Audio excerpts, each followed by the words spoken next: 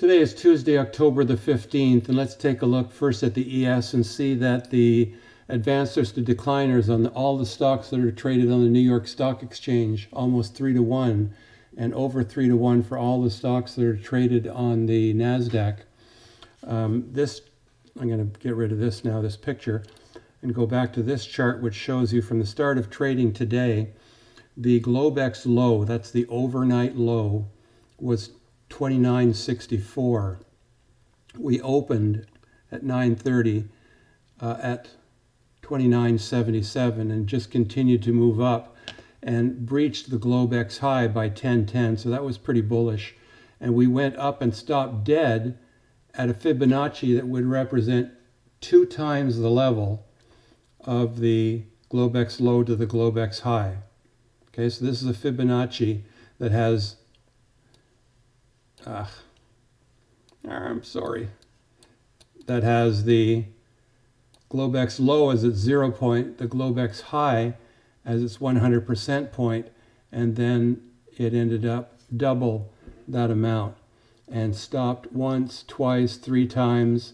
Really couldn't escape here, and there was the 5th time. So if you're if you're a futures trader, you should really be watching the Fibonacci's, not only based on the Globex high and low, but also on the previous day's Fibonacci's, which are these gray ones here. And the prior regular trading, the prior low for yesterday's regular trading hours never came into place. Those are important things to be watching for on the futures chart. So getting into the overall market, we had FinViz telling us that the volumes were pretty darn decent.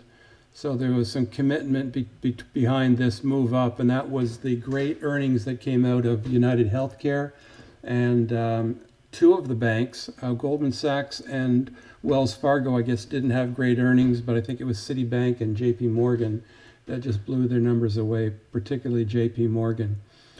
So all good news for the market, even though the China thing is stalled, but all it means is that it's just business the way it was before the enthusiasm of last Friday. And people, I guess, are thinking, well, we're used to the tariffs now. If this is the way life is going to be like, then that's fine. Let's leave it up to the consumer. The problem is that I'm hearing that companies have been absorbing some of the tariffs. We're going to find out if they've been absorbing the tariffs or not as industrials come out with their earnings. Of course, the banks, they're not subject to any tariffs, so they could have great earnings. United Healthcare isn't subject to any tariffs. So we're going to wait until the companies that are tariff related are reporting earnings. That's the thing to keep our eye on. So advancers led decliners by about 2-to-1. More than 2-to-1, so that is going to take our stock market breadth now higher up. So we're moving now into momentum that's going to take us into the overbought area. So this would tell us that we have the money into the market momentum, that we are moving higher. Let's take a look at the individual stocks now. The S&P, I said we would go sideways and then come down and fill the gap. Well, we've gone up. We still have to come down and fill that gap. Gaps don't really stick around all that long before getting filled. We can look back and see, if there are any gaps here that need to be filled, and really there aren't. All of the gaps from here to here have all been filled by this downward motion. So there are no gaps in this area here. We can look back and we can look for gaps, going back as far as 217, 215, 216. Those we'll start to think about when we get below the 200 and we start making new lows. But in the meantime, this is the only gap that exists below or above the current candle. So it's the only one that has to be filled. It'll be filled. It will be filled. Take a look at the cloud. Take a look at the Chiku span here. The Chiku span up above the candles. Yesterday, it was below the candles. Today it had the strength to get above the candles. So that is significant. That is significant. That would indicate, together with the McClellan oscillator, that there is some enthusiasm to go higher. Doesn't mean that some bad news won't come down and give us a couple of days or a sharp midday decline to close this gap, although it is a pretty big gap now. It's 29.38 and we're sitting at 29.94, so that's almost 60 points that the market would have to drop to fill this gap. So I don't think it's going to happen all at once. That's pretty big. So let's keep our eye on it. The next one we want to look at now, of course, is Apple. Apple has broken out of this long-term channel, and what can I say? It's just going higher. Volume the last 2 days has been pretty low. So although market volume has been high, we saw on Friday this tremendous volume here. That's institutional buying. And then we didn't see too much volume Monday and Tuesday. So you can't say that volume is driving it up, but it's just basic good news is driving it up. And I still have the short 210 and 215 puts. 6 of those in combined, so are sitting at an open now of $2,000 in my favor, but there's still $1,800 of premium that's left to decline over the next 66 days. So I'm just going to let those ride, and I'm going to collect that extra $1,800 by doing nothing with those. But I may start selling some 220 puts if we get over 240. So where are we now? We're going to move to Caterpillar. Caterpillar, wow, what a big day. Do I regret selling 200 shares yesterday? Yes, you bet I do. But what I said yesterday is that I was looking for a break over the 200, then a test of the 200. Hopefully we'll have either a test of the 200 simple or EMA, exponential. If it comes back on a short time frame period, and tomorrow I'll be looking at 5 minutes, and I'll be looking to see if it comes back to test any of our this 200 EMA, this 200 SMA, and successfully bounces off of those. Now tomorrow when we open, we're going to be having the 200 SMA right about at the bottom of the cloud. That's some coincidence. So let's look for that to happen on any weakness for Caterpillar to come down on the 5 minute and test the bottom of the cloud. On the 15 minute, where would the bottom of the cloud be on the 5 minute? It would be right here, 130.18. So let's put a line there and go to the 15 minute. And that 130.18 right here is not even the cloud. So the 15-minute cloud is even below that one.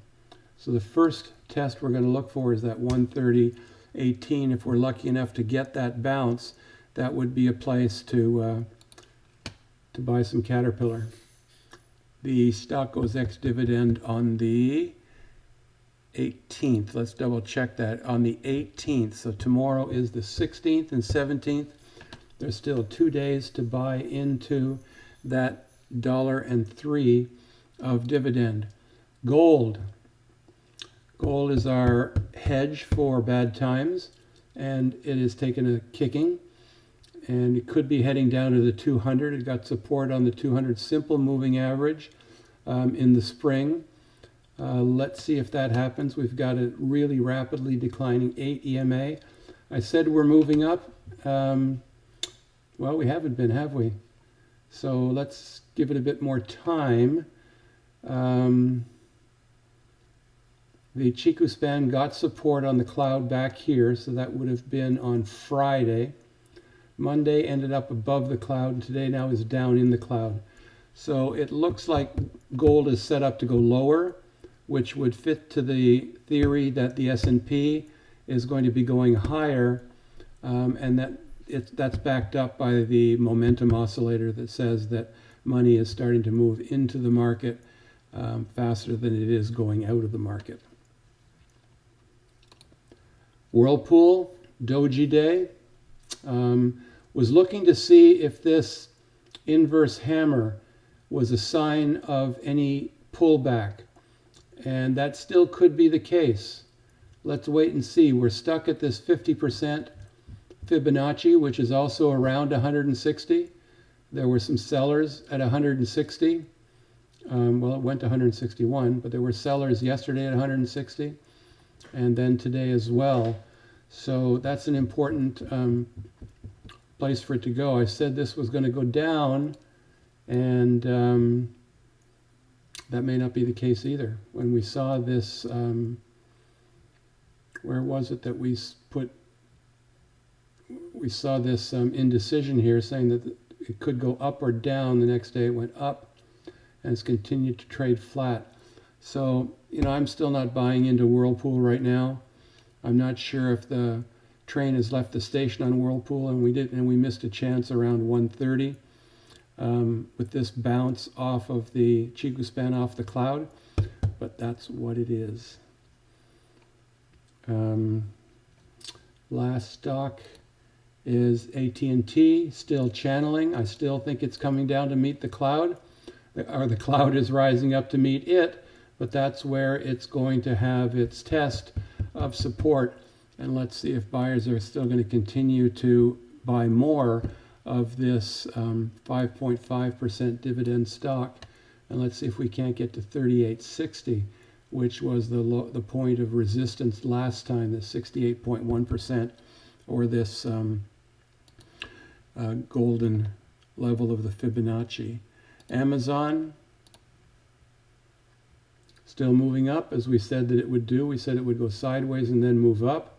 To test this confluence here, you have all of your simple moving averages in this area: 50 simple, 50 exponential, 200 exponential, 200 simple. So they're all in here. So this is all stuff in an area here that we want to be watching. A confluence there of moving averages. And Google is moving up, certainly very strong. So anybody who's been taking Google's earnings are coming up, don't know when, but take a look. Odds are good that they're going to have strong earnings, and that will propel the stock. So it's an expensive stock, so call verticals in December. Might not be a bad idea. I said I might want to do that for Amazon. The 200, all these averages here are going to keep it down. So, and I see a lot of resistance up here. So I'm going to wait. The Google chart is completely different, where Google is above the cloud and the cloud is moving up. We're not seeing that with Amazon. Okay, Google, strong cloud, Amazon, weak.